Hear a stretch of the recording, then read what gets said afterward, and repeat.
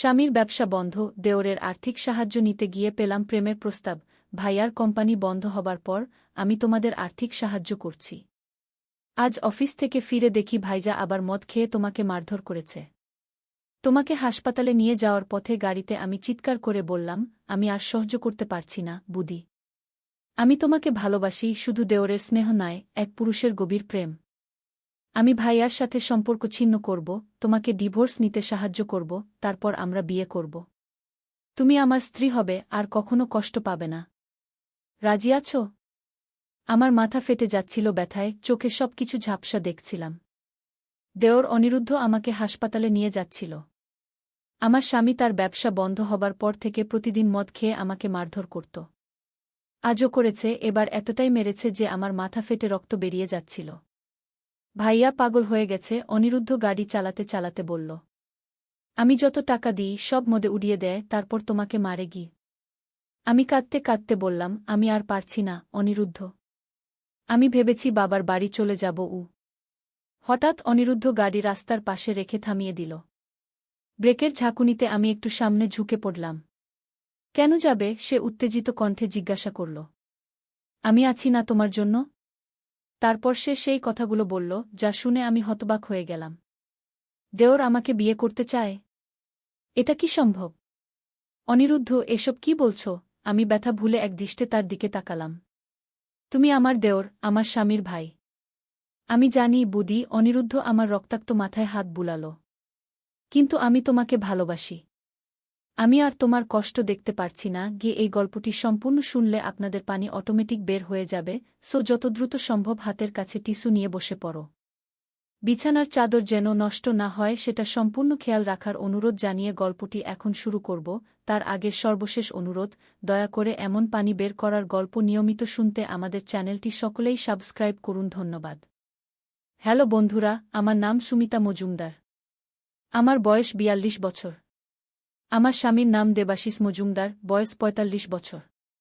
আমাদের ২ সন্তান, রিয়ান আর সুপ্রিয়া। রিয়ান ১৯ বছর বয়সী, কলেজে পড়ে। সুপ্রিয়া ১২ বছর বয়সী, স্কুলে যায়। আমার জীবনটা একবার ছিল স্বপ্নের মতো। দেবাশিস ছিল একটা বড় কোম্পানির সিইও, আমরা থাকতাম দক্ষিণ কলকাতার এক বিশাল বাড়িতে। সবকিছু ভালোই চলছিল, কিন্তু হঠাৎ করেই আমাদের জীবনে ঝড় এলো। দেবাশিসের কোম্পানি বন্ধ হয়ে গেল একটা বড় স্ক্যামের জন্য। আমি জানি না সে জড়িত ছিল কি না, কিন্তু সব দোষ এসে পড়ল তার ঘাড়ে। দেবাশিসের ছোট ভাই অনির্বাণ আমাদের আর্থিক সাহায্য করতে শুরু করল। অনির্বাণ দেবাশিসের থেকে বছর ২ ছোট, কিন্তু ব্যবসায় অনেক সফল। শুরুতে সবকিছু ঠিকঠাক চলছিল, কিন্তু দেবাশিস ধীরে ধীরে মদে আসক্ত হয়ে পড়ল। প্রতিদিন বাড়ি ফিরে আমার সাথে ঝগড়া করত, আমাকে মারধর করত। আমার ছেলেমেয়ে দুটো ভয়ে থাকত, আমি কি করব বুঝতে পারতাম না। সেদিন অফিস থেকে ফিরে দেখি দেবাশিস আবার মদ খেয়ে আছে। আমাকে দেখতে পেয়েই চিৎকার করতে শুরু করল, তুই কেন আমার সব নষ্ট করলি?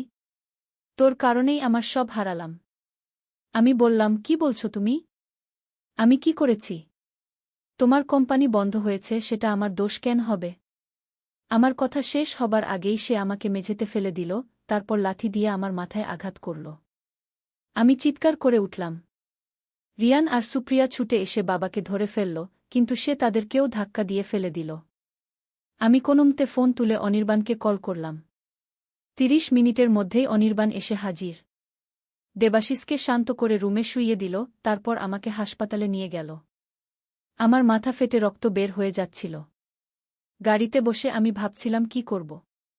এই যন্ত্রণাদায়ক জীবন থেকে কিভাবে বেরিয়ে আসব। ঠিক তখনই অনির্বাণ গাড়ি থামিয়ে আমাকে বলল, বুদি, আমি আর সহ্য করতে পারছি না। দাদা পুরোপুরি পাগল হয়ে গেছে। তুমি আমার সাথে চলে এসো। আমি তোমাকে ভালোবাসি, শুধু দেওরের স্নেহ নয়, সত্যিকারের ভালোবাসা। আমি দাদার সাথে সম্পর্ক ছিন্ন করব, তোমাকে ডিভোর্স নিতে সাহায্য করব, তারপর আমরা বিয়ে করব। তুমি আমার স্ত্রী হবে, আর কখনো কষ্ট পাবে না। রাজি আছো? আমি হতবাক হয়ে গেলাম।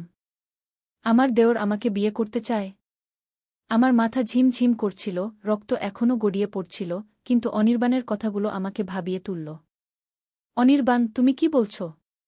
তুমি আমার দেওর, দেবাশিসের ভাই। আমি জানি বুদি। অনির্বাণ আমার রক্তাক্ত মাথায় হাত বুলিয়ে বলল। কিন্তু আমি তোমাকে ভালোবাসি সেটা আমি আর লুকাতে পারছি না গি। আমি নিরুত্তর থাকলাম। অনির্বাণ গাড়ি স্টার্ট দিল আবার। হাসপাতালে পৌঁছে ডাক্তাররা আমাকে দেখলেন, মাথায় ৮টা সেলাই দিলেন। অনির্বাণ সারাক্ষণ আমার পাশে ছিল। আমি ভাবছিলাম এই অসম্ভব প্রস্তাবে আমি রাজি হব কিনা। এক মুহূর্তে আমার মাথায় একটা পরিকল্পনা এলো। হয়তো এটাই আমার সুযোগ দেবাশিসকে ত্যাগ করার। অনির্বাণ ধনী, দেখতে ভালো, অনেক দিন ধরেই সে আমাদের সাহায্য করে আসছে। ছেলেমেয়েদের প্রতিও সে খুব স্নেহশীল। আমি যদি তার প্রস্তাবে রাজি হই, আমার জীবন হয়তো বদলে যেতে পারে। হাসপাতাল থেকে ফেরার পথে আমি অনির্বাণকে বললাম, আমার কিছু সময় দাও ভাবতে। এটা অনেক বড় সিদ্ধান্ত। অনির্বাণ হাসল, যতদিন দরকার নাও। আমি অপেক্ষা করব। ঘরে ফিরে দেখি দেবাশিস গভীর ঘুমে আছে। বাচ্চা দুটো ভয়ে একটা রুমে লুকিয়ে আছে। আমি তাদের সাথে কথা বললাম, বোঝাতে চেষ্টা করলাম সবকিছু ঠিক হয়ে যাবে। পরের কয়েকদিন আমি অনির্বাণের কথা ভাবতে লাগলাম। আমি কি সত্যিই আমার স্বামীর ভাইয়ের সাথে থাকতে পারব? আমাদের সমাজে এটা গ্রহণযোগ্য নয়, কিন্তু আমার আর কোনো উপায় ছিল না। দেবাশিসের সাথে থাকা মানে প্রতিদিন নিজের মৃত্যুর অপেক্ষা করা। ১ মাস পর একদিন দেবাশিস আবার মদ খেয়ে ফিরল। আমি রান্না করছিলাম। সে এসে আমার চুল ধরে টানতে শুরু করল। আমি চিৎকার করে উঠলাম। রিয়ান ছুটে এসে বাবাকে ধরে ফেলল, বাবা, মাকে ছেড়ে দাও। কেন তুমি এমন করছ? দেবাশিস ছেলেকে এমন জোরে ধাক্কা দিল যে সে দেয়ালে আঘাত পেয়ে পড়ে গেল। একটু পরেই সুপ্রিয়া চিৎকার শুনে ছুটে এলো, বাবা, প্লিজ থামো। আমরা ভয় পাচ্ছি। দেবাশিস মেয়ের দিকে তাকিয়ে হাসল, তোরা কোথাও যাবি না, বুঝলি? তোরা সবাই আমাকে নষ্ট করবি, তাই না? সে একটা বোতল নিয়ে আমার দিকে আসতে লাগল। আমি ছুটে বাইরে চলে গেলাম রিয়ান আর সুপ্রিয়াকে নিয়ে। কিন্তু সে আমাদের পিছু নিল। আমরা রাস্তায় দৌড়াতে লাগলাম। আমি ভাবলাম অনির্বাণের বাড়ি যাব। কিন্তু দেবাশিস আমাদের ধরে ফেলল। সে আমার গলা চেপে ধরল, তুই আমার জীবন নষ্ট করেছিস। আজ তোর শেষ দিন। ঠিক তখনই কে যেন পিছন থেকে দেবাশিসকে ধাক্কা দিল। আমি দেখলাম অনির্বাণ। সে যেন আকাশ থেকে নেমে এসেছে। দাদা, তুমি এটা কি করছ? এরা তোমার পরিবার। দেবাশিস ভাইয়ের দিকে ঘুরে তাকালো, তুই ওকে চাস, তাই না? আমি জানি। তুই আমার বউকে চুরি করতে চাস। অনির্বাণ হতবাক হয়ে গেল, দাদা, তুমি কি বলছ? আমি সব জানি। দেবাশিস হাসল। তুই ওকে বিয়ে করতে চাস, তাই না? অনির্বাণ আমার দিকে তাকালো, তার চোখে প্রশ্ন। আমি মাথা নাড়ালাম, আমি কিছু বলিনি। দাদা, তুমি পাগল হয়ে গেছ, অনির্বাণ বলল। চলো বাসায় ফিরি। দেবাশিস হঠাৎ পকেট থেকে একটা ছুরি বের করল, তোরা আমাকে ভুল বুঝেছিস। আমি তোদের ছাড়ব না গি। সে ছুরি নিয়ে অনির্বাণের দিকে ছুটে গেল। অনির্বাণ সরে গেল, কিন্তু দেবাশিস তার হাতে আঘাত করল। রক্ত বের হতে লাগল। আমি চিৎকার করে উঠলাম, দেবাশিস, থামো। তুমি কি করছ? বাচ্চারা কাঁদতে লাগল। তখন রাত প্রায় 11টা। রাস্তায় লোকজন কমে গেছে। কিছু লোক আমাদের দেখতে পেয়ে ছুটে এলো। দেবাশিস তাদের দেখে আরও উন্মত্ত হয়ে উঠল। সে ছুরি নিয়ে লোকগুলোর দিকে ছুটল। এক লোক তাকে ধরে ফেলল, দেবাশিস তার হাতে কামড় দিল। হঠাৎ করে একটা পুলিশের গাড়ি এলো। কেউ একজন পুলিশে ফোন করেছিল। পুলিশ দেবাশিসকে ধরে ফেলল। আমি, রিয়ান, সুপ্রিয়া আর অনির্বাণ হাসপাতালে গেলাম। ডাক্তার অনির্বাণের হাতের ক্ষত দেখলেন, ব্যান্ডেজ বেঁধে দিলেন। পরের দিন পুলিশ স্টেশনে আমাদের ডাকা হল। আমি সবকিছু বললাম, দেবাশিসের মদ্যপান, আমাদের প্রতি তার অত্যাচার, সবকিছু। পুলিশ দেবাশিসকে গ্রেফতার করল। অনির্বাণ আমাদের তার বাড়িতে নিয়ে গেল। আমার ছেলেমেয়েরা সেখানে নিজেদের নিরাপদ বোধ করল। কয়েকদিন পর অনির্বাণ আমাকে জিজ্ঞেস করল, তুমি কি ভেবেছ আমার প্রস্তাব সম্পর্কে? আমি বললাম, অনির্বাণ, আমি তোমাকে ধন্যবাদ জানাই আমাদের সাহায্য করার জন্য। কিন্তু আমি এখনও গুছিয়ে ভাবতে পারিনি। আমি এখন শুধু আমার সন্তানদের নিয়ে ভাবছি। তাদের আঘাত কাটিয়ে উঠতে সময় লাগবে গি। অনির্বাণ বুঝতে পারল, ঠিক আছে, আমি তোমাকে সময় দেব। কিন্তু আমি একটা কথা বলি, আমি কখনোই তোমাদের ছেড়ে যাব না গি। আমি হাসলাম, আমি জানি গু। সেই মুহূর্তে আমার ফোন বাজল। একটা অজানা নম্বর থেকে কল। আমি ধরলাম। হ্যালো সুমিতা, আমি বলছি। এক অপরিচিত মহিলার কণ্ঠ। আপনি কে? আমি নন্দিতা, দেবাশিসের অফিসের সহকর্মী গু। আমি কিছুটা অবাক হলাম, কি ব্যাপার? দেবাশিসের অফিস তো বন্ধ হয়ে গেছে গি। আমি জানি, নন্দিতা বলল। আমি কিছু কথা বলতে চাই। তুমি কি আমার সাথে দেখা করতে পারবে? আমি ইতস্তত করলাম, আমি জানি না গি। এটা খুব জরুরি, সে বলল। এটা তোমার স্বামীর ভবিষ্যৎ সম্পর্কে গু। আমি অনির্বাণের দিকে তাকালাম। সে আমার কথা শুনছিল। আমি ফোনটা স্পিকারে দিলাম। ঠিক আছে, আমি বললাম। আমরা কোথায় দেখা করব? সন্ধ্যা ৭টায় নিউ মার্কেটের সামনে, নন্দিতা বলল। একটা লাল শাড়ি পরে থাকব ও। কল শেষ হবার পর অনির্বাণ বলল, কে এই নন্দিতা? এবং সে কেন তোমার সাথে দেখা করতে চায়? আমি জানি না, আমি বললাম। কিন্তু আমি যাব। হয়তো এটা কিছু গুরুত্বপূর্ণ উ। অনির্বাণ বলল, আমিও তোমার সাথে যাব গু। সন্ধ্যা ৭টায় আমরা নিউ মার্কেটের সামনে পৌঁছে গেলাম। একজন মহিলা লাল শাড়ি পরে দাঁড়িয়েছিল। আমরা তার কাছে গেলাম। নন্দিতা, আমি জিজ্ঞেস করলাম। মহিলা ঘুরে তাকালো, হ্যাঁ আমি। তুমি সুমিতা? আর ইনি অনির্বাণ, দেবাশিসের ভাই, আমি বললাম। নন্দিতা কিছুটা অস্বস্তি বোধ করল। আমি তোমার সাথে একা কথা বলতে চেয়েছিলাম গু। অনির্বাণ বলল, আমি একটু দূরে দাঁড়াচ্ছি গু। সে কিছু দূরে চলে গেল। আমি নন্দিতার দিকে তাকালাম, কি ব্যাপার? নন্দিতা আমাকে একটা কাফেতে নিয়ে গেল। আমরা দুজনই কফি অর্ডার করলাম। তুমি হয়তো জানো না, নন্দিতা শুরু করল, কিন্তু দেবাশিস আসলে নিরপরাধ গো।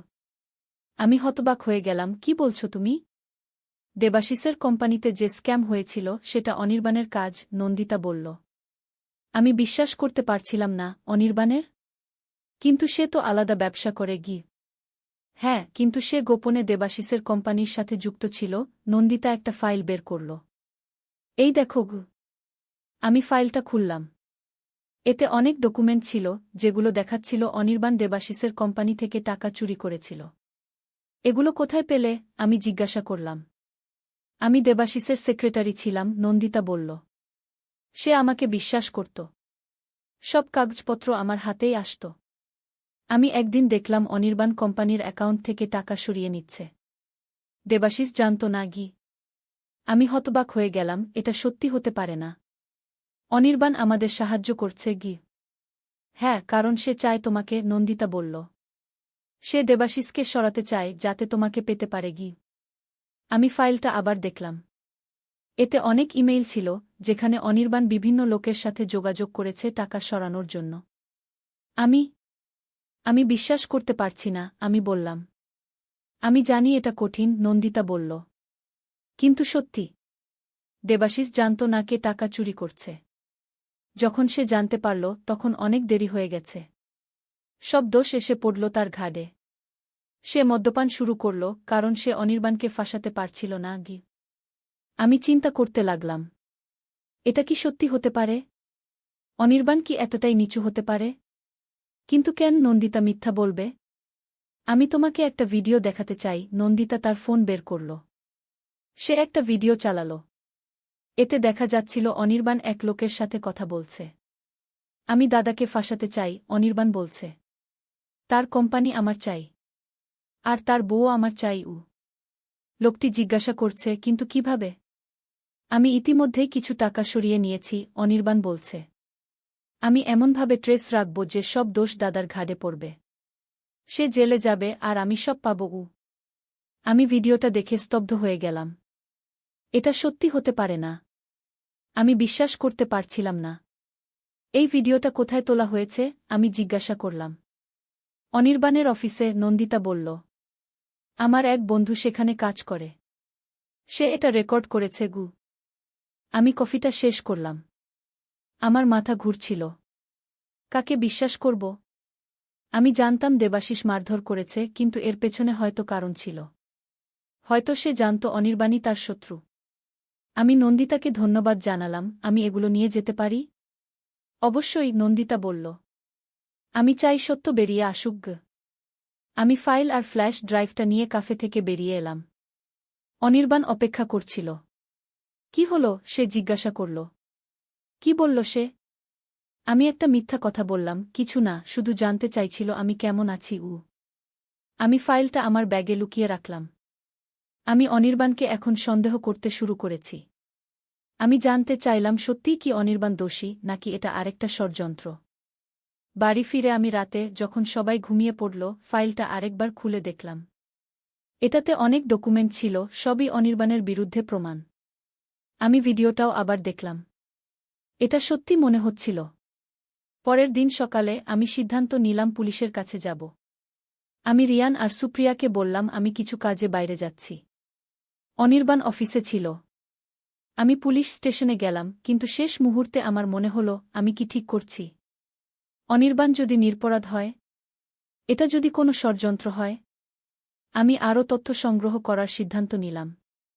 আমি দেবাশিসের অফিসে গেলাম। অফিসটা এখন বন্ধ, কিন্তু বিল্ডিংটা এখনও আছে। কোনো দারোয়ান ছিল। আমি ভিতরে ঢুকলাম। দেবাশিসের রুমে গিয়ে আমি দেখলাম সব কিছু তালাবদ্ধ। কিন্তু আমার কাছে চাবি ছিল। আমি দরজা খুললাম। ভিতরে ঢুকে আমি ফাইল খুঁজতে লাগলাম যা আমাকে সত্য বলতে পারে। একটা ড্রয়ারে আমি কিছু ফোল্ডার পেলাম। এতে কিছু ছবি ছিল। আমি ছবিগুলো দেখে চমকে উঠলাম। এতে দেখা যাচ্ছিল নন্দিতা আর অনির্বাণ একসাথে। তারা হাত ধরে হাঁটছে, হাসছে, কথা বলছে। আমি আরও খুঁজতে লাগলাম। আরেকটা ফোল্ডারে আমি কিছু চিঠি পেলাম।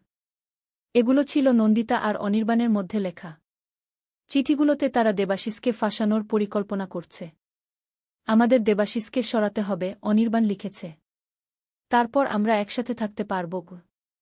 তোমার ভাইয়ের স্ত্রী নন্দিতা লিখেছে। সে শুধু একটা পাত্র, অনির্বাণ লিখেছে। আমি তাকে ব্যবহার করব, তারপর ফেলে দেব। আমাদের সাথে সে থাকবে না। আমি স্তব্ধ হয়ে গেলাম। এটাই ছিল সত্য। অনির্বাণ আর নন্দিতা একসাথে মিলে দেবাশিসকে ফাঁসিয়েছে। আর আমিও তাদের ফাঁদে পা দিয়েছি। আমি তাড়াতাড়ি অফিস থেকে বেরিয়ে পড়লাম। আমার কাছে এখন প্রমাণ আছে। আমি পুলিশের কাছে যাব। কিন্তু আমি আমার বাচ্চাদের কথা ভাবলাম। তারা এখন অনির্বাণের বাড়িতে। আমি ফোন করলাম রিয়ানকে, বাবা, তুমি সুপ্রিয়াকে নিয়ে বাড়ি থেকে বেরিয়ে যাও। কোনো কফি শপে যাও। আমি তোমাদের সেখানে নিতে আসব। রিয়ান জিজ্ঞাসা করল, কি হয়েছে মা? আমি তোমাদের পরে বলবো, আমি বললাম। এখন শুধু বাড়ি থেকে বেরিয়ে যাও। অনির্বাণ কাকু কি বাড়িতে আছে? না, তিনি এখনও অফিসে, রিয়ান বলল। ভালো, আমি বললাম। তাহলে তোমরা এখনই বেরিয়ে যাও। আমি পুলিশ স্টেশনে গেলাম। আমি ইন্সপেক্টর সাহেবকে সব বললাম। তাকে ফাইল, ভিডিও এবং চিঠিগুলো দেখালাম। আমরা এগুলো পরীক্ষা করে দেখব, তিনি বললেন। আমরা অনির্বাণকে জিজ্ঞাসাবাদ করব। আমি বললাম, আমার বাচ্চারা তার বাড়িতে ছিল। আমি তাদের সরিয়ে দিয়েছি। কিন্তু আমি ভয় পাচ্ছি। চিন্তা করবেন না, ইন্সপেক্টর বললেন। আমরা আপনাদের সুরক্ষা দেব। আমি পুলিশ স্টেশন থেকে বেরিয়ে কফি শপে গেলাম। রিয়ান আর সুপ্রিয়া সেখানে অপেক্ষা করছিল। মা, কি হয়েছে? রিয়ান জিজ্ঞাসা করল। আমি তাদের সব কিছু বললাম, অনির্বাণ আর নন্দিতা কিভাবে দেবাশিসকে ফাঁসিয়েছে, কিভাবে তারা আমাদের সবাইকে ব্যবহার করেছে। আমি বিশ্বাস করতে পারছি না, সুপ্রিয়া কাঁদতে লাগল। অনির্বাণ কাকু তো খুব ভালো ছিলেন। সব ভালো মানুষ ভালো নয়, আমি বললাম। কিন্তু আমরা এখন নিরাপদ। পুলিশ আমাদের সাহায্য করবে। পুলিশ অনির্বাণকে গ্রেফতার করল। নন্দিতাকেও ধরা হল। তারা স্বীকার করল তাদের অপরাধ। দেবাশিসকে মুক্তি দেওয়া হল। আমি ভেবেছিলাম দেবাশিস আমাদের কাছে ফিরবে। কিন্তু সে আমাদের ক্ষমা করতে পারল না। তুমি আমাকে বিশ্বাস করনি, সে বলল। তুমি অনির্বাণকে বিশ্বাস করেছিলে। আমি কাঁদলাম, আমি জানতাম না দেবাশিস। আমি ভেবেছিলাম তুমি আমাদের আর ভালোবাসো না। আমি তোমাদের খুব ভালোবাসি, দেবাশিস বলল। কিন্তু আমি খুব আহত। আমার কিছু সময় দরকার।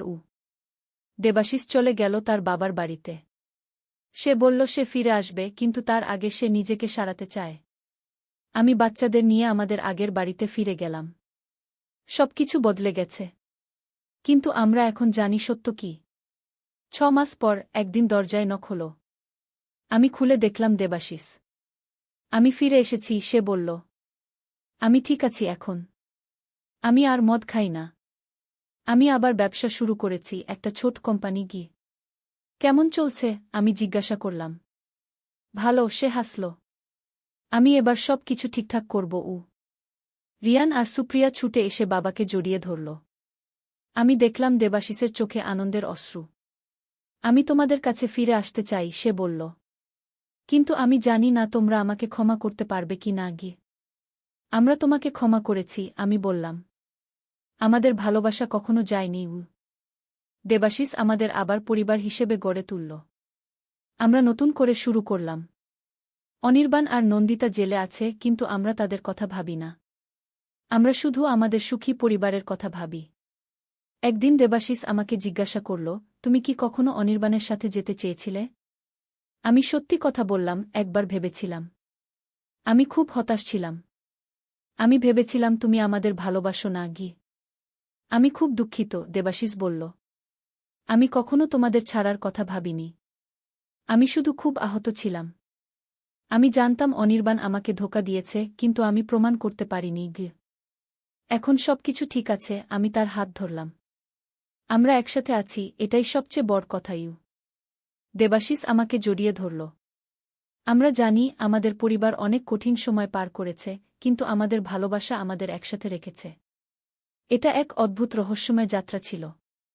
একসময় আমি ভেবেছিলাম আমার স্বামী আমার শত্রু, কিন্তু প্রকৃত শত্রু ছিল আমাদের ঘনিষ্ঠজন। এটা আমাদের শিখিয়েছে আমরা সব সময় সতর্ক থাকব, কিন্তু ভালোবাসা আমাদের শক্তি দেবে সব বাধা অতিক্রম করতে। নদীর ধারে এক গ্রাম। প্রথম অধ্যায়, শুরুর কথা। পদ্মা নদীর ধারে ছোট্ট একটা গ্রাম, নামটা হল কুসুমপুর। এই গ্রামে বাস করত একটা ছেলে, তার নাম রাকিব। রাকিবের বয়স মাত্র ২২ বছর। লেখাপড়ায় ভালো ছিল সে, কিন্তু টাকার অভাবে ঢাকা বিশ্ববিদ্যালয়ে ভর্তি পরীক্ষা দিতে পারেনি। এখন গ্রামের স্কুলে পড়ায়। মাসে বেতন পায় ১০,০০০ টাকা। রাকিবের বাবা মারা গেছেন ৩ বছর আগে। মা আছেন, ছোট্ট একটা বোন আছে, নাম মিথিলা। মিথিলার বয়স ১৫, এইচএসসি পরীক্ষা দেবে আগামী বছর। রাকিবের স্বপ্ন ছিল মিথিলাকে ডাক্তার বানাবে। কিন্তু স্বপ্ন আর বাস্তবের মধ্যে অনেক দূরত্ব। শীতের সকাল। কুয়াশায় ঢাকা গ্রাম। রাকিব স্কুলে যাওয়ার জন্য তৈরি হচ্ছে। মা খাবার দিয়েছে একটা টিফিন বক্সে, ভাত আর ডিম ভাজি। রাকিব সাইকেল নিয়ে বেরিয়ে পড়ল। স্কুল ৫ কিলোমিটার দূরে। পথে যেতে যেতে রাকিব ভাবছিল তার জীবনের কথা। এই গ্রামে আর কতদিন থাকবে? ঢাকায় গিয়ে কিছু করা যায় কি না? কিন্তু মা আর মিথিলাকে রেখে কিভাবে যাবে? মনটা খারাপ হয়ে গেল। স্কুলে পৌঁছে দেখল হেড স্যার দাঁড়িয়ে আছেন।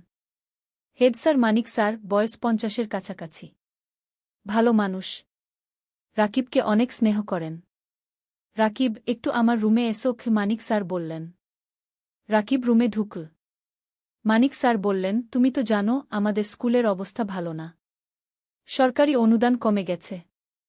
আমরা হয়তো তোমার বেতন আর বাড়াতে পারব না। রাকিবের মনটা ভেঙে গেল। কিন্তু সে কিছু বলল না। শুধু মাথা নেড়ে বলল, বুঝতে পারছি স্যার। তবে একটা খবর আছে, মানিক স্যার বললেন। শুনেছি জেলা শহরে একটা এনজিও শিক্ষক খুঁজছে। বেতন ভালো, ১৫,০০০ টাকা। তুমি চাইলে আবেদন করতে পারো। রাকিব একটু ভাবল। জেলা শহর মানে প্রায় ৩০ কিলোমিটার দূরে। রোজ যাওয়া আসা করা মুশকিল। থাকতে হবে সেখানে। স্যার, আমি ভেবে দেখি। রাকিব বলল। ক্লাস শুরু হল। রাকিব বাচ্চাদের বাংলা পড়াচ্ছে। ছোট্ট ছোট্ট মুখ, সবাই মন দিয়ে শুনছে। রাকিব ভাবল, এই বাচ্চাদের ছেড়ে কিভাবে যাবে? স্কুল ছুটির পর রাকিব বাড়ি ফিরল। মা রান্না করছে। মিথিলা পড়াশোনা করছে। রাকিব মাকে বলল এনজিওর কথা। মা চুপ করে রইল কিছুক্ষণ। তারপর বলল, ভাই, তুমি যা ভালো মনে করো তাই করো। আমরা সামলে নেব। কিন্তু রাকিব দেখল মায়ের চোখে পানি। দ্বিতীয় অধ্যায়, নতুন সিদ্ধান্ত। সেই রাতে রাকিব ঘুমাতে পারল না। বারবার একই চিন্তা মাথায় আসছে। কি করবে? এখানে থাকবে নাকি নতুন জায়গায় যাবে? পরদিন শুক্রবার। ছুটির দিন। রাকিব সকালে উঠে নদীর ধারে গেল। পদ্মা নদী। শীতকালে পানি কমে যায়, বালুর চর জেগে ওঠে। রাকিব একটা চরের উপর বসল। দূরে মাছ ধরা নৌকা দেখা যাচ্ছে। রাকিব ছোটবেলার কথা ভাবল। বাবা জীবিত ছিলেন তখন। বাবাও মাছ ধরতেন। একদিন নৌকা উল্টে গিয়ে বাবা ডুবে মারা যান। সেদিন থেকে রাকিবের জীবন বদলে গেল। লেখাপড়া ছেড়ে দিতে হল। মাকে সাহায্য করতে হল। হঠাৎ কেউ পেছন থেকে ডাকল, রাকিব ভাই। রাকিব ফিরে তাকাল। দেখল তার বন্ধু সাজিদ দাঁড়িয়ে আছে। সাজিদ ঢাকায় থাকে, প্রাইভেট কোম্পানিতে চাকরি করে। গ্রামে এসেছে ঈদের ছুটিতে। সাজিদ, কবে এলি? রাকিব খুশি হল। গতকাল এলাম। তোর খোঁজেই এসেছিলাম। সাজিদ পাশে বসল। দুই বন্ধু অনেকক্ষণ গল্প করল। সাজিদ বলল তার চাকরির কথা, ঢাকার জীবনযাপনের কথা। রাকিব শুনল চুপচাপ। তারপর সাজিদ জিজ্ঞেস করল, তুই এই গ্রামে আর কতদিন পড়ে থাকবি? ঢাকায় চলে আয় না। আমি তোকে চাকরি খুঁজে দেবগু। রাকিব মাথা নাড়ল। মা আর মিথিলাকে রেখে কিভাবে যাব? ওদেরকে নিয়ে আয়। ঢাকায় ভাড়া বাসায় থাকবি, সাজিদ বলল। তোকে তো জানি। ঢাকায় এক রুম ভাড়া নিতে কত টাকা লাগে? আমার সামর্থ্য আছে। রাকিব তিক্ত হাসল। সাজিদ কিছু বলল না। সে জানে রাকিবের সমস্যা। দুপুরে রাকিব বাড়ি ফিরল। মা খাবার দিয়েছে, ভাত, ডাল আর একটা মাছ। রাকিব খেতে খেতে ভাবছিল, জীবনটা কেন এত কঠিন? খাওয়ার পর মিথিলা এল। ভাইয়া, আমার পরীক্ষার ফি দিতে হবে। 5,000 টাকা গু। রাকিবের মাথায় হাত। এই মাসে বেতন পাবে 10,000 টাকা। তার মধ্যে বাড়ি ভাড়া 3,000, মায়ের ওষুধ 2,000, খরচপাতি 3,000। পরীক্ষার ফি দেবে কোথা থেকে? চিন্তা করিস না, ব্যবস্থা হবে কি? রাকিব বলল। কিন্তু ব্যবস্থা হবে কিভাবে? রাকিব জানে না। সেই রাতে রাকিব মনস্থির করল, সে জেলা শহরে এনজিওর চাকরির জন্য আবেদন করবে। 15,000 টাকা হলে অনেক কিছু করা যাবে। তৃতীয় অধ্যায়, নতুন পথ। সোমবার সকালে রাকিব জেলা শহরে গেল। এনজিওর অফিস খুঁজে পেল। একটা 3তলা বিল্ডিং। ভেতরে ঢুকে নাম লিখল রিসেপশনে। কিছুক্ষণ পর ডাক পড়ল। একটা রুমে ঢুকল রাকিব। দেখল একজন ভদ্রমহিলা বসে আছেন। বয়স 40-এর কাছাকাছি। হাসি মুখ। বসুন। আপনার নাম? মহিলা জিজ্ঞেস করলেন। রাকিব। রাকিব হোসেন। আপনার সার্টিফিকেট? রাকিব ব্যাগ থেকে সার্টিফিকেট বের করে দিল। মহিলা দেখলেন। আপনি গ্রামে পড়ান? মহিলা জিজ্ঞেস করলেন। জি ইমাম। 3 বছর ধরে। ভালো। আমরা গ্রামের স্কুলে কাজ করি। আপনার অভিজ্ঞতা কাজে লাগবে গু। মহিলা আরও কিছু প্রশ্ন করলেন। রাকিব উত্তর দিল। তারপর মহিলা বললেন, ঠিক আছে, আমরা আপনাকে জানাব। 1 সপ্তাহের মধ্যে ফোন করব। রাকিব বের হয়ে এল। মনটা একটু হালকা লাগল। হয়তো চাকরি হবে। কিন্তু সমস্যা হলো অন্য জায়গা। রাকিব গ্রামে ফিরে দেখল মা অসুস্থ হয়ে পড়েছে। জ্বর হয়েছে। ডাক্তার ডেকে আনতে হল।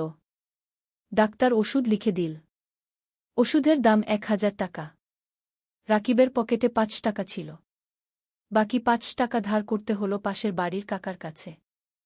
মা শুয়ে শুয়ে বলল, ভাই, তুমি জেলা শহরে চাকরি নিও না। আমরা এখানে থাকি। না মা, তোমার চিকিৎসার জন্য টাকা লাগবে। মিথিলার পড়াশোনার জন্য টাকা লাগবে। আমাকে ভালো চাকরি করতে হবে কি? রাকিব বলল। পরের সপ্তাহে রাকিবের ফোন এল। এনজিও থেকে চাকরি হয়েছে। পরের মাস থেকে জয়েন করতে হবে। রাকিব খুশি হল। কিন্তু সাথে সাথে চিন্তাও হল, জেলা শহরে থাকবে কোথায়? বাসা ভাড়া নিতে হবে। সেই টাকা কোথায়? রাকিব মানিক স্যারের কাছে গেল। সব বলল। মানিক স্যার শুনলেন। তারপর বললেন, তুমি চিন্তা করো না। আমার জেলা শহরে একটা ছোট্ট ফ্ল্যাট আছে, খালি পড়ে আছে। তুমি সেখানে থাকতে পারো। প্রথম 3 মাস ভাড়া লাগবে না গি। রাকিবের চোখে পানি এল। স্যার, আপনি তুমি ভালো ছেলে। তোমার উন্নতি হোক, এটাই চাই। মানিক স্যার হাসলেন। রাকিব স্যারের পা ছুঁয়ে সালাম করল। চতুর্থ অধ্যায়, জেলা শহরে নতুন জীবন। পরের মাসের প্রথম দিনে রাকিব জেলা শহরে চলে এল। মা আর মিথিলা গ্রামে রইল। রাকিব ঠিক করল সপ্তাহে একদিন গ্রামে যাবে।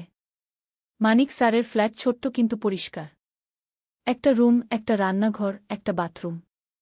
রাকিব নিজের জিনিসপত্র গুছিয়ে রাখল। পরদিন এনজিও অফিসে গেল। কাজ শুরু হল। রাকিবকে দায়িত্ব দেওয়া হল 5টা গ্রামের স্কুল দেখাশোনা করার।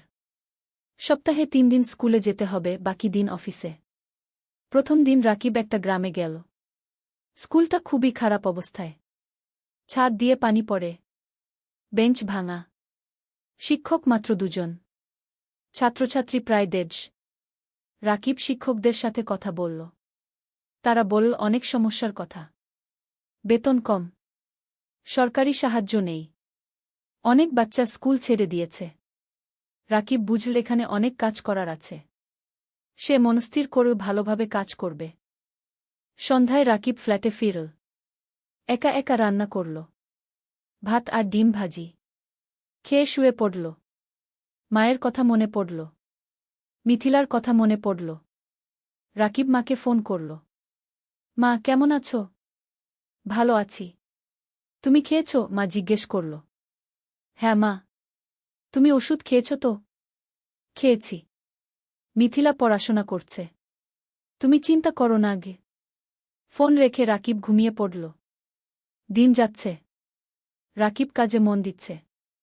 সে দেখছে স্কুলগুলোর অবস্থা ধীরে ধীরে ভালো হচ্ছে। এনজিও থেকে সাহায্য আসছে। নতুন বেঞ্চ এসেছে। ছাদ মেরামত হয়েছে। শিক্ষকদের ট্রেনিং দেওয়া হচ্ছে। রাকিব খুশি। তার মনে হচ্ছে সে কিছু ভালো কাজ করছে। 3 মাস পর রাকিব প্রথম বেতন পেল। 15,000 টাকা। রাকিব সাথে সাথে 10,000 টাকা মাকে পাঠিয়ে দিল। বাকি 5,000 টাকা দিয়ে নিজের খরচ চালাবে। মা ফোন করে কাঁদল। ভাই, তুমি এত টাকা পাঠালে তোমার কি হবে? মা, তুমি চিন্তা করো না, আমার হয়ে যাবে। তুমি ভালো থাকো গো। রাকিবের মনে হল জীবনে প্রথমবার সে কিছু করতে পারছে। 5ম অধ্যায়, নতুন বন্ধুত্ব। এনজিও অফিসে রাকিবের সহকর্মী অনেক।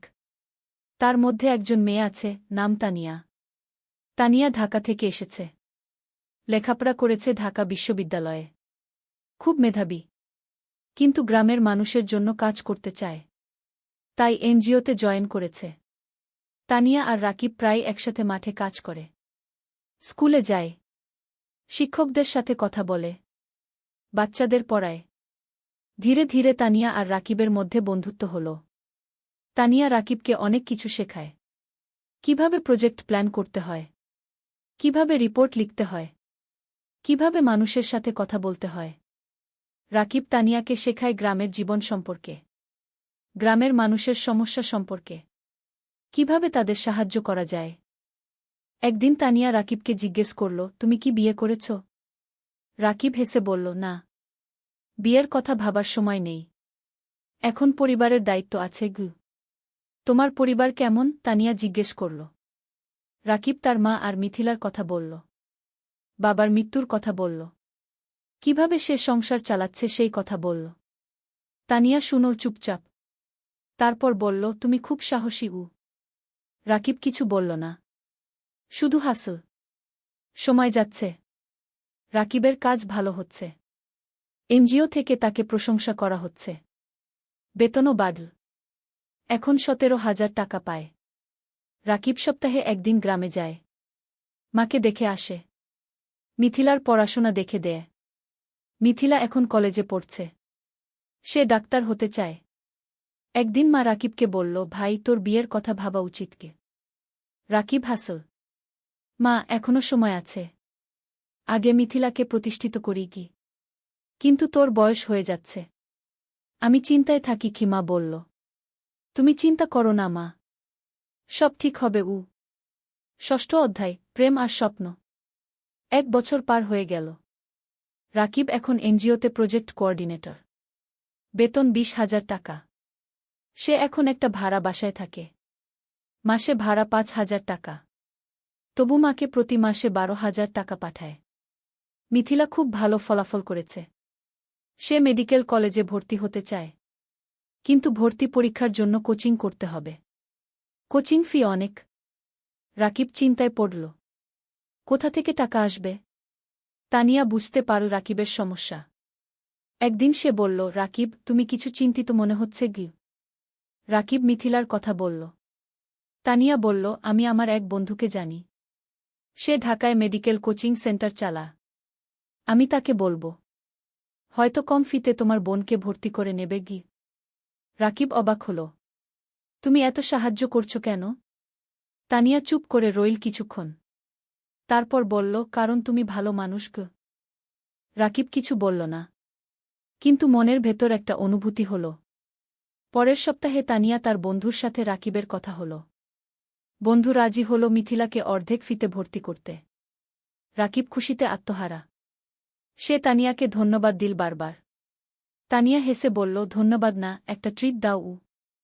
রাকিব তানিয়াকে নিয়ে গেল একটা রেস্টুরেন্টে। দুজন একসাথে খাবার খেল। অনেক গল্প করল। হাসল। খাওয়ার পর বাইরে বের হয়ে তানিয়া বলল, রাকিব, আমি তোমাকে একটা কথা বলতে চাই। বলো। তানিয়া একটু থেমে বলল, আমি তোমাকে ভালোবাসি। রাকিব স্তব্ধ হয়ে গেল। কি বলবে বুঝতে পারল না। তানিয়া বলল, আমি জানি এটা হঠাৎ শোনাচ্ছে। কিন্তু 1 বছর ধরে তোমার সাথে কাজ করছি। তোমার চরিত্র, তোমার পরিবারের প্রতি দায়িত্ববোধ, তোমার সততা, সব কিছু দেখেছি।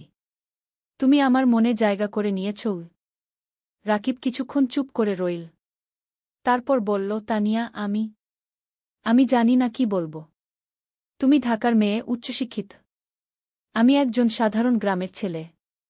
আমার পরিবার গরিব। আমার অনেক দায়িত্ব আছে গি। তানিয়া রাকিবের হাত ধরল। এগুলো আমার কাছে কোনো সমস্যা নয়। আমি তোমাকে চাই, তোমার টাকা বা স্ট্যাটাস নয় গি। রাকিবের চোখে পানি এল। তানিয়া, আমি তোমাকে কিছু দিতে পারব না গি। তুমি আমাকে ভালোবাসা দিতে পারবে। সততা দিতে পারবে। এটাই যথেষ্ট। রাকিব তানিয়ার দিকে তাকাল। তারপর বলল, আমিও তোমাকে ভালোবাসি। কিন্তু ভয় পাচ্ছি। কিসের ভয়? তানিয়া জিজ্ঞেস করল। ভয় পাচ্ছি তোমার পরিবার রাজি হবে না। ভয় পাচ্ছি আমি তোমাকে সুখী করতে পারব না গি। তানিয়া হাসল। আমার পরিবার আমাকে বিশ্বাস করে। আমি যদি খুশি থাকি, তারা খুশি থাকবে। আর তুমি আমাকে সুখী করতে পারবে কিনা সেটা সময় বলবে। আমরা একসাথে চেষ্টা করব। সেই রাতে রাকিব ঘুমাতে পারল না। সারারাত তানিয়ার কথা ভাবল। জীবনে প্রথমবার কেউ তাকে এভাবে ভালোবাসল। 7ম অধ্যায়, বাধা আর চ্যালেঞ্জ। পরের সপ্তাহে রাকিব গ্রামে গেল। মাকে সব কথা বলল। তানিয়ার কথা, প্রেমের কথা। মা শুনল চুপচাপ। তারপর বলল, মেয়ে কেমন? খুব ভালো মা। তুমি তাকে দেখলে পছন্দ করবে গি। তার পরিবার রাজি হবে? আমরা তো গরিব, খিমা চিন্তিত হল। তানিয়া বলেছে তার পরিবার তাকে বিশ্বাস করে। সমস্যা হবে না গি। মিথিলা খুশি হল। ভাইজা, তুমি বিয়ে করছ? আমি ভাবির সাথে দেখা করব। রাকিব হাসল। হ্যাঁ রে। তোকে নিয়ে যাব ঢাকায়। কিন্তু সমস্যা এল অন্য দিক থেকে।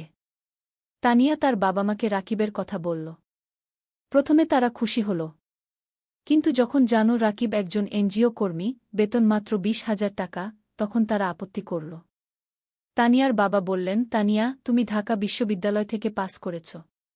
তুমি একজন ভালো চাকরিজীবী ছেলে পাবে। এই ছেলে তোমাকে কি দেবে? তানিয়া বলল, বাবা, আমি টাকার জন্য বিয়ে করছি না। আমি রাকিবকে ভালোবাসি। ভালোবাসা দিয়ে সংসার চলে না কি? তানিয়ার মা বললেন। বাবা, মা, রাকিব খুব সৎ এবং পরিশ্রমী। সে তার পরিবারের জন্য অনেক কষ্ট করছে। এরকম মানুষ এখন কমই আছে কি? তানিয়া বোঝানোর চেষ্টা করল। আমরা সময় চাই। আমরা ছেলেটাকে দেখতে চাই কি? তানিয়ার বাবা বললেন। তানিয়া রাকিবকে ফোন করে সব বলল। রাকিব শুনল। তারপর বলল, আমি জানতাম এটা হবে গু। তুমি হাল ছেড়ে দিও না। আমি তাদের বোঝাব। তানিয়া বলল। পরের মাসে রাকিব ঢাকায় গেল। তানিয়ার বাবা মার সাথে দেখা করল। তারা রাকিবকে অনেক প্রশ্ন করল। রাকিব সব সততার সাথে উত্তর দিল। তানিয়ার বাবা বললেন, তুমি তোমার ভবিষ্যৎ নিয়ে কি ভাবছ? তুমি সারা জীবন এনজিওতে থাকবে? রাকিব বলল, আঙ্কেল, আমি স্বপ্ন দেখি একদিন নিজের একটা স্কুল করব। গ্রামের গরিব ছেলে মেয়েদের বিনামূল্যে পড়াব। এটা আমার লক্ষ্য। তানিয়ার বাবা অবাক হলেন। তুমি কি জানো একটা স্কুল খুলতে কত টাকা লাগে? জানি আঙ্কেল। কিন্তু আমি বিশ্বাস করি যদি সততার সাথে চেষ্টা করি একদিন সফল হবগ। তানিয়ার বাবা কিছু বললেন না। কিন্তু রাকিবের চোখে যে আগুন দেখলেন সেটা তাকে ভাবিয়ে তুলল। সেই রাতে তানিয়ার বাবা-মা আলোচনা করলেন। তারপর তারা রাজি হলেন। কিন্তু একটা শর্ত দিলেন, রাকিবকে আরও ভালো চাকরি খুঁজতে হবে। রাকিব শর্ত মেনে নিল। অষ্টম অধ্যায়, নতুন সুযোগ। বিয়ের প্রস্তুতি শুরু হল। কিন্তু রাকিব চিন্তায় ছিল। বিয়েতে অনেক খরচ হবে। সেই টাকা কোথায়? তানিয়া বলল, আমরা সিম্পল বিয়ে করব। বেশি খরচ করব না আগে। কিন্তু তানিয়ার পরিবার বড় বিয়ে চায়। অনেক আত্মীয় স্বজন আছে। রাকিব টেনশনে ছিল। তখন মানিক স্যার তাকে ডাকলেন। স্যার বললেন, রাকিব, আমি শুনেছি তোমার বিয়ে হবে। আমি তোমাকে একটা উপহার দিতে চাই।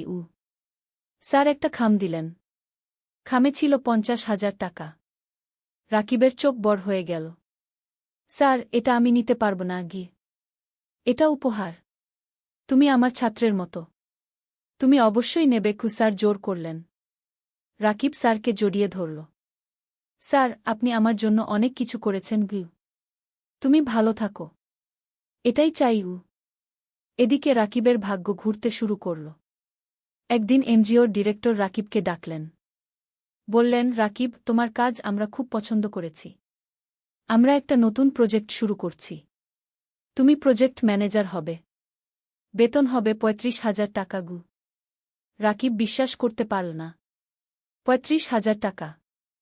এত টাকা কখনো কল্পনাও করেনি। স্যার, সত্যি? রাকিব জিজ্ঞেস করল। হ্যাঁ।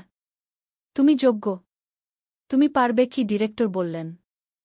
রাকিব সাথে সাথে তানিয়াকে ফোন করল। তানিয়া খুশিতে চিৎকার করল। সেই সন্ধ্যায় রাকিব মাকে ফোন করল। সব বলল। মা কাঁদতে লাগল। খুশির কান্না। ভাই, আল্লাহ তোমার ভালো করেছে। তুমি অনেক কষ্ট করেছ। কি? মা বলল। মা, এখন আমরা ভালো থাকব। মিথিলার পড়াশোনা ভালো হবে। তুমি সুস্থ থাকবে। বিয়ের দিন এল। সিম্পল কিন্তু সুন্দর বিয়ে। গ্রাম থেকে মা আর মিথিলা এসেছে। রাকিবের বন্ধুরা এসেছে। এনজিও অফিসের সবাই এসেছে। তানিয়া দেখতে খুব সুন্দর লাগছিল লাল শাড়িতে। রাকিব পাঞ্জাবি পরেছে। বিয়ে হল। সবাই দোয়া করল। আশীর্বাদ করল। রাকিব আর তানিয়া নতুন জীবন শুরু করল। নবম অধ্যায়, স্বপ্ন পূরণের পথে। বিয়ের পর রাকিব আর তানিয়া জেলা শহরে একটা বড় ফ্ল্যাট ভাড়া নিল। 2 বেডরুমের। তারা ঠিক করল মা আর মিথিলাকে নিয়ে আসবে। মা প্রথমে রাজি হল না। বলল, তোমরা নতুন বিয়ে করেছ। আমরা গেলে তোমাদের সমস্যা হবে। তানিয়া নিজে গ্রামে গেল। মাকে বলল, মা, আপনি আমার মা। আপনি না থাকলে আমার সংসার অসম্পূর্ণ। মা তানিয়াকে জড়িয়ে ধরল। মা, তুমি খুব ভালো। মা আর মিথিলা জেলা শহরে চলে এল। এখন তারা সবাই একসাথে থাকে। মিথিলা ঢাকায় কোচিং করছে। সে খুব মন দিয়ে পড়ছে। তার লক্ষ্য মেডিকেল কলেজে চান্স পাওয়া। রাকিব নতুন প্রজেক্টে কাজ শুরু করেছে। প্রজেক্টটা খুব বড়। 15টা গ্রামে কাজ করতে হবে। স্কুল, স্বাস্থ্যকেন্দ্র, নারী উন্নয়ন, সব ধরনের কাজ। রাকিব খুব ব্যস্ত হয়ে গেল। সকাল থেকে রাত পর্যন্ত কাজ। কিন্তু সে খুশি। কারণ সে মানুষের উপকার করছে। তানিয়াও কাজ করছে। সেও একটা প্রজেক্টে আছে। তাদের দুজনের মিলে এখন বেতন 55,000 টাকা। এত টাকা রাকিব কখনো কল্পনা করেনি। এখন তারা স্বাচ্ছন্দ্যে আছে। মায়ের ভালো চিকিৎসা হচ্ছে। মিথিলার পড়াশোনা ভালো হচ্ছে। রাকিব কিছু টাকা সেভিংসও করছে। একদিন রাকিব তানিয়াকে বলল, তুমি জানো, আমার স্বপ্ন ছিল একটা স্কুল করা। হ্যাঁ, মনে আছে। তুমি এখনও সেই স্বপ্ন দেখো? তানিয়া জিজ্ঞেস করল। হ্যাঁ। আমি ভাবছি আমরা যদি কিছু টাকা সেভ করি তাহলে হয়তো একদিন একটা ছোট্ট স্কুল খুলতে পারব। তানিয়া হাসল। চলো, আমরা একসাথে এই স্বপ্ন পূরণ করব। দুজনে মিলে প্ল্যান করতে লাগল। কিভাবে টাকা জমাবে? কোথায় স্কুল খুলবে? কিভাবে চালাবে? 1 বছর পর মিথিলা মেডিকেল ভর্তি পরীক্ষা দিল। রেজাল্ট আসল। সে চান্স পেয়েছে সরকারি মেডিকেল কলেজে। পুরো পরিবার খুশিতে আত্মহারা। মা কাঁদল। রাকিব মিথিলাকে জড়িয়ে ধরল। তানিয়া মিষ্টি বিতরণ করল। ভাইয়া, এটা তোমার জন্য। তুমি আমার জন্য সব ত্যাগ করেছ। মিথিলা কাঁদতে কাঁদতে বলল। না রে, এটা তোর নিজের যোগ্যতা। তুই মন দিয়ে পড়েছিস। রাকিব বলল। সেই রাতে রাকিব ছাদে দাঁড়িয়ে আকাশের দিকে তাকাল। তার মনে পড়ল বাবার কথা। বাবা বেঁচে থাকলে কত খুশি হতেন। তানিয়া এসে পাশে দাঁড়াল। কি ভাবছ? বাবার কথা ভাবছি। সেই গরিব দিনগুলোর কথা ভাবছি। আজ আমরা এত দূর এসেছি। হ্যাঁ, আর এটা শুধু শুরু। আমাদের আরও অনেক পথ যেতে হবে। তানিয়া বলল। 10ম অধ্যায়, চূড়ান্ত স্বপ্ন। 3 বছর পার হয়ে গেল। রাকিব এখন এনজিওর সিনিয়র প্রজেক্ট ম্যানেজার। বেতন 50,000 টাকা। Tania project coordinator. বেতন 40,000 টাকা। মিথিলা এখন মেডিকেল কলেজের 3য় বর্ষে। সে খুব ভালো পড়ছে। তার লক্ষ্য একজন ভালো ডাক্তার হওয়া এবং গ্রামের মানুষের সেবা করা। মা এখন সুস্থ। তার মুখে হাসি ফিরে এসেছে। রাকিব আর তানিয়া এই 3 বছরে প্রায় 10 লক্ষ টাকা সেভ করেছে। এখন তারা ঠিক করেছে স্বপ্নের স্কুল খুলবে। রাকিব গ্রামে গিয়ে একটা জমি কিন। 2 বিঘা জমি। সেখানে স্কুল করবে। তারা ব্যাংক থেকে লোন নিল। আরও 5 লক্ষ টাকা। মোট 15 লক্ষ টাকা দিয়ে স্কুল তৈরি করা শুরু হল। মানিক স্যার অনেক সাহায্য করলেন। তিনি স্কুলের ডিজাইন করে দিলেন। শিক্ষক খুঁজে দিলেন। 6 মাস পর স্কুল তৈরি হল। নাম দেওয়া হল আলোর পাঠশালা। স্লোগান, শিক্ষাই আলো, শিক্ষাই মুক্তি। স্কুলে গরিব পরিবারের বাচ্চারা বিনামূল্যে পড়বে। ধনী পরিবারের বাচ্চারা কম ফিতে পড়বে। এই ফি দিয়ে স্কুল চলবে। স্কুল খোলার দিন গ্রামের সব মানুষ এল। জেলা প্রশাসক এলেন উদ্বোধন করতে। মানিক স্যার, এনজিওর ডিরেক্টর, সবাই এলেন। রাকিব মাইকে দাঁড়িয়ে বলল, আমি একসময় খুব গরিব ছিলাম। লেখাপড়া করতে পারিনি ঠিকমতো। কিন্তু আমি হাল ছাড়িনি। আজ আমি এই স্কুল করলাম যাতে গ্রামের কোনো বাচ্চাকে টাকার অভাবে লেখাপড়া ছাড়তে না হয়। সবাই হাততালি দিল। তানিয়া বলল, এই স্কুল শুধু আমার স্বামীর স্বপ্ন নয়, আমার স্বপ্ন। আমরা চাই এই গ্রামের প্রতিটা বাচ্চা শিক্ষিত হোক। আবার হাততালি। স্কুল চালু হল। প্রথম দিন 50 জন বাচ্চা ভর্তি হল। দ্বিতীয় মাসে 100। তৃতীয় মাসে 200। রাকিব আর তানিয়া সপ্তাহে 3 দিন স্কুলে যায়। বাচ্চাদের পড়ায়। শিক্ষকদের ট্রেনিং দেয়া। স্কুল দেখাশোনা করে। মিথিলা ছুটির দিনে স্কুলে এসে বাচ্চাদের স্বাস্থ্য চেক আপ করে। বিনামূল্যে। মা রান্না করে বাচ্চাদের খাওয়ায়। অনেক বাচ্চা গরিব পরিবার থেকে আসে। তারা দুপুরে খায় না। মা তাদের খাওয়ায়। 2 বছর পর স্কুলে 5 বাচ্চা পড়ছে। 10 জন শিক্ষক আছে। স্কুল ভালোভাবে চলছে। জেলার মধ্যে কি আলোর পাঠশালা কি একটা আদর্শ স্কুল হিসেবে পরিচিতি পেয়েছে। 11 অধ্যায়, জীবনের পূর্ণতা। 5 বছর পর। রাকিবের বয়স এখন 33। তানিয়ার বয়স 31। তাদের একটা মেয়ে হয়েছে। নাম রাখা হয়েছে অনন্যা। অনন্যার বয়স 2 বছর। মিথিলা এখন ডাক্তার। সে একটা সরকারি হাসপাতালে কাজ করছে। সে গ্রামের মানুষের বিনামূল্যে সেবা দেয়া। মা সুস্থ এবং খুশি। তার নাতনি অনন্যাকে নিয়ে সময় কাটায়। আলোর পাঠশালা কি এখন জেলার সেরা স্কুলগুলোর একটা। এখানে 1000 বাচ্চা পড়ছে। 20 জন শিক্ষক আছে। স্কুলের রেজাল্ট খুব ভালো। রাকিব আর তানিয়া এখন আর এনজিওতে কাজ করে না। তারা পুরোপুরি স্কুলেই সময় দেয়া। তারা আরও 2টো স্কুল খোলার পরিকল্পনা করছে। একদিন রাকিব স্কুলের ছাদে দাঁড়িয়ে আছে। তানিয়া এসে পাশে দাঁড়াল। হাতে চায়ের কাপ। কি ভাবছ?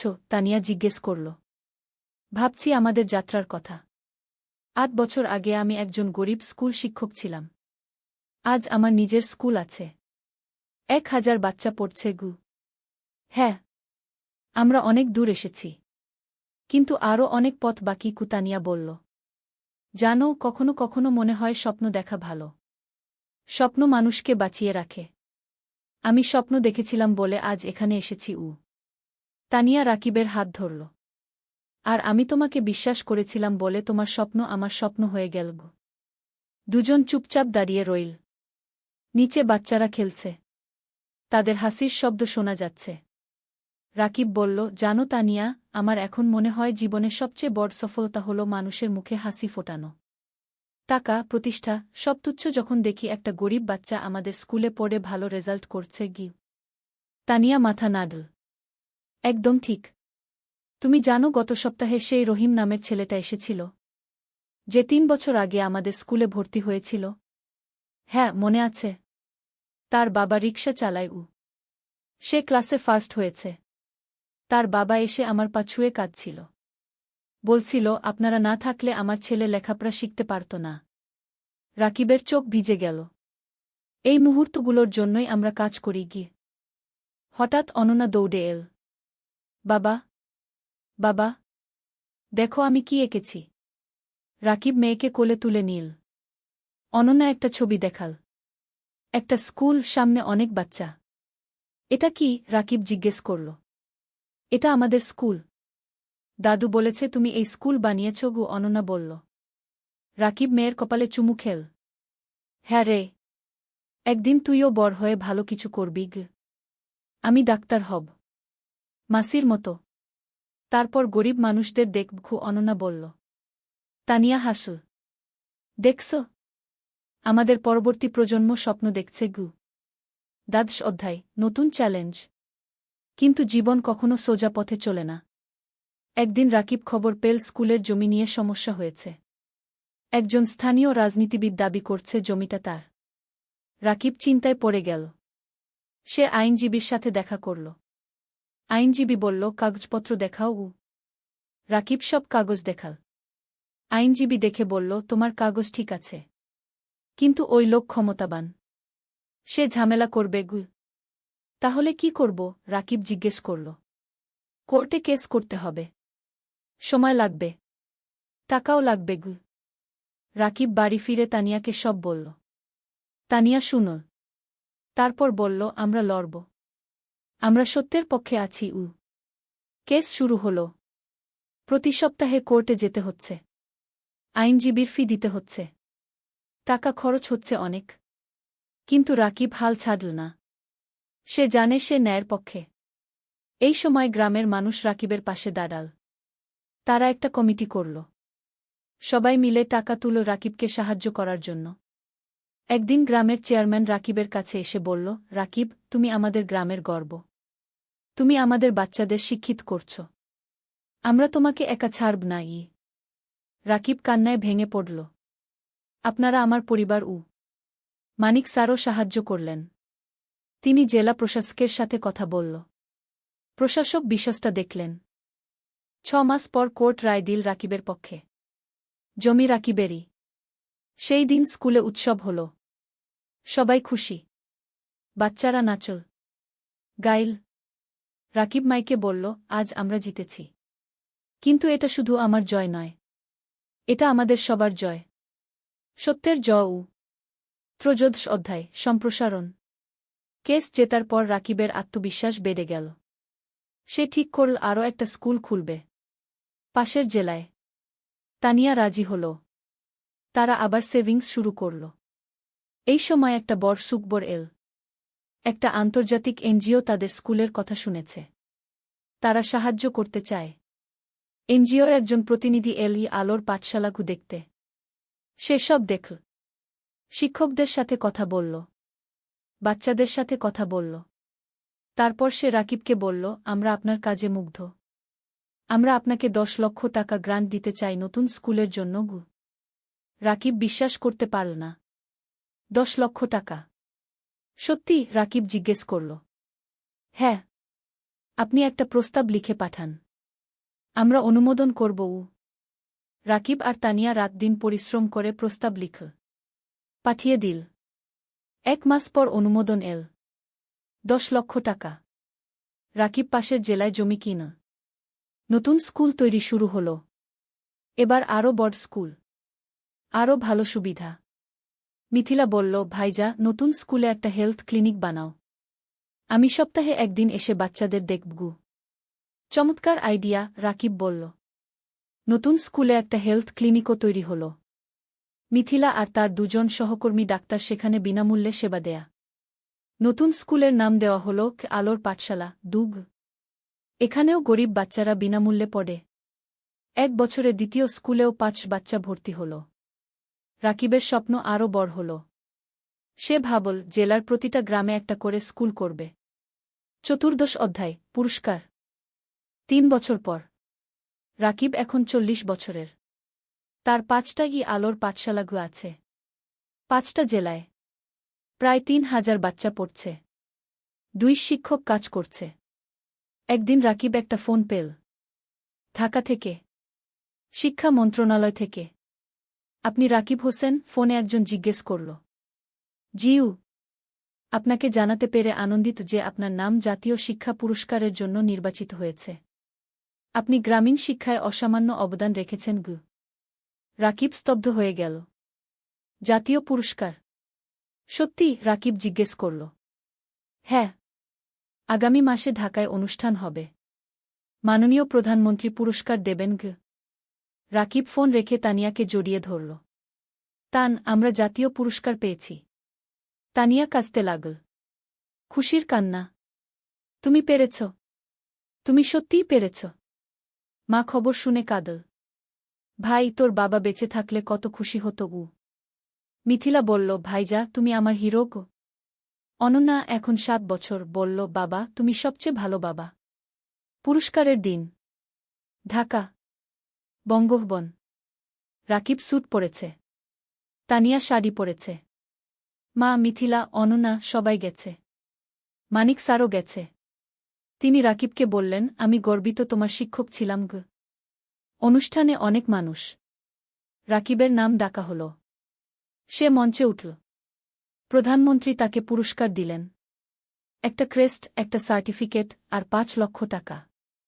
রাকিব মাইকে দাঁড়িয়ে বলল, আমি একজন সাধারণ গ্রামের ছেলে। আমার বাবা রিকশা চালাতেন। আমি গরিব পরিবার থেকে এসেছি। কিন্তু আমি স্বপ্ন দেখতে ছাড়িনি। আজ আমি এখানে দাঁড়িয়ে বলতে পারি, যে কেউ পারে যদি সে চেষ্টা করে গি। পুরো হল হাততালিতে মুখরিত হল। এই পুরস্কার শুধু আমার নয়। এটা আমার স্ত্রী তানিয়ার, আমার মায়ের, আমার বোন মিথিলার, আমার গুরু মানিক স্যারের, আর আমার সেই সব বাচ্চাদের যারা আলোর পাঠশালায় পড়ছে গু। আবার হাততালি। অনুষ্ঠান শেষ হল। সবাই বাড়ি ফিরল। সেই রাতে রাকিব ব্যালকনিতে দাঁড়িয়ে আকাশের দিকে তাকাল। তার মনে পড়ল সেই দিনের কথা যখন সে পদ্মা নদীর ধারে বসে ভাবছিল জীবন দিয়ে কি করবে। আজ সেই জীবন কত বদলে গেছে। তানিয়া এসে পাশে দাঁড়াল। কি ভাবছ? ভাবছি আমরা কত দূর এসেছি। আর ভাবছি আমাদের এখনো কত কাজ বাকি। হ্যাঁ, আমাদের স্বপ্ন এখনো শেষ হয়নি, তানিয়া বলল। 50 অধ্যায়, উত্তরাধিকার। আরও 5 বছর কেটে গেল। রাকিবের বয়স এখন 45। তার 10টা আলোর পাঠশালাগু আছে। 10টা জেলায় 6000 বাচ্চা পড়ছে। 4 শিক্ষক কাজ করছে। মিথিলা এখন একজন সফল ডাক্তার। সে নিজের একটা হাসপাতাল খুলেছে। গরিব মানুষদের বিনামূল্যে চিকিৎসা দেয়া। অনন্যা এখন 12 বছর। সে আলোর পাঠশালাতেই পড়ছে। সে খুব মেধাবী। তার স্বপ্ন শিক্ষক হওয়া। বাবার মতো। মা এখন অনেক বয়স্ক, কিন্তু সুস্থ। সে নাতিনাতনীদের নিয়ে সময় কাটায়। হ্যাঁ, রাকিবের এখন 2 সন্তান। অনন্যার পরে একটা ছেলে হয়েছে। নাম অনির্বাণ। বয়স 5 বছর। রাকিব এখন একটা বড় শিক্ষা প্রতিষ্ঠানের প্রতিষ্ঠাতা। তার কাজের স্বীকৃতি সারা দেশে। বিদেশ থেকেও মানুষ আসে তার স্কুল দেখতে। কিন্তু রাকিব এখনও সেই সাধারণ মানুষই আছে। সে নিজে স্কুলে যায়, বাচ্চাদের পড়ায়, তাদের সাথে খেলে। একদিন একজন সাংবাদিক রাকিবকে ইন্টারভিউ করতে এল। সে জিজ্ঞেস করল, আপনার সাফল্যের রহস্য কি? রাকিব হেসে বলল, রহস্য বলে কিছু নেই। শুধু 3টা জিনিস, স্বপ্ন, পরিশ্রম আর সততা গু। আপনার ভবিষ্যৎ পরিকল্পনা? আরও 20টা স্কুল খুলব, প্রতিটা জেলায়, যাতে কোনো বাচ্চা শিক্ষা থেকে বঞ্চিত না হয় গে। আপনি কি রাজনীতিতে আসবেন? অনেকে বলছে আপনি দেশের জন্য অনেক করতে পারবেন গে। রাকিব মাথা নাড়ল। না, আমি শিক্ষক থাকতে চাই। রাজনীতি আমার জায়গা নয়। সাংবাদিক আরও অনেক প্রশ্ন করল। রাকিব উত্তর দিল। সেই রাতে টিভিতে ইন্টারভিউ দেখানো হল। পুরো দেশ দেখল। অনেক মানুষ অনুপ্রাণিত হল রাকিবের গল্পে। পরের দিন রাকিবের ফোন বাজতে লাগল। অনেক মানুষ সাহায্য করতে চায়, ডোনেশন দিতে চায়, স্বেচ্ছাসেবক হতে চায়। রাকিব তানিয়াকে বলল, দেখছ, মানুষ ভালো কাজে এগিয়ে আসতে চায়, শুধু সুযোগ দরকার। তানিয়া বলল, হ্যাঁ, আর তুমি সেই সুযোগ তৈরি করেছ। শেষ অধ্যায়, জীবনের অর্থ। আরও 10 বছর পরের ঘটনা। রাকিবের বয়স এখন 55। চুলে পাক ধরেছে, কিন্তু চোখে এখনও সেই আগুন। তার এখন 25টা আলোর পাঠশালাগু আছে। 15,000 বাচ্চা পড়ছে, 1000-এর বেশি শিক্ষক কাজ করছে। মা আর বেঁচে নেই, 3 বছর আগে মারা গেছেন। শান্তিতে। তার শেষ ইচ্ছা ছিল রাকিব যেন তার কাজ চালিয়ে যায়। রাকিব সেই ওয়াদা রেখেছে। মিথিলা এখন একজন প্রতিষ্ঠিত ডাক্তার। তার হাসপাতাল জেলার সেরা হাসপাতাল। সে বিয়ে করেছে একজন ইঞ্জিনিয়রকে। তাদের 2 সন্তান। অনন্যা এখন 22 বছর। সে শিক্ষক হয়েছে, আলোর পাঠশালাতেই পড়ায়। সে বাবার উত্তরসূরি। অনির্বাণ এখন 15 বছর। সে মেডিকেলে পড়তে চায়, মাসির মতো ডাক্তার হতে চায়। রাকিব এখন অনেক কম সময় অফিসে থাকে, বেশিরভাগ সময় বাচ্চাদের সাথে থাকে, গল্প বলে, গান শেখায়, জীবনের পাঠ দেয়। একদিন একটা বাচ্চা রাকিবকে জিজ্ঞেস করল, স্যার, আপনি এত কিছু করলেন কেন? আপনি তো ব্যবসা করে ধনী হতে পারতেন। রাকিব হাসল। বাবা, টাকা দিয়ে সব কিছু কেনা যায় না। আমি যখন দেখি তুমি ভালো রেজাল্ট করেছ, তখন যে আনন্দ পাই সেটা কোনো টাকায় কেনা যায় না। তাহলে জীবনের অর্থ কি স্যার? বাচ্চাটা জিজ্ঞেস করল। রাকিব একটু ভাবল। তারপর বলল, জীবনের অর্থ হল অন্যের জীবনে আলো জ্বালানো। যদি তুমি একজন মানুষকেও সাহায্য করতে পারো, তাহলে তোমার জীবন সার্থক। বাচ্চাটা মাথা নাড়ল। আমিও আপনার মতো হতে চাই স্যার।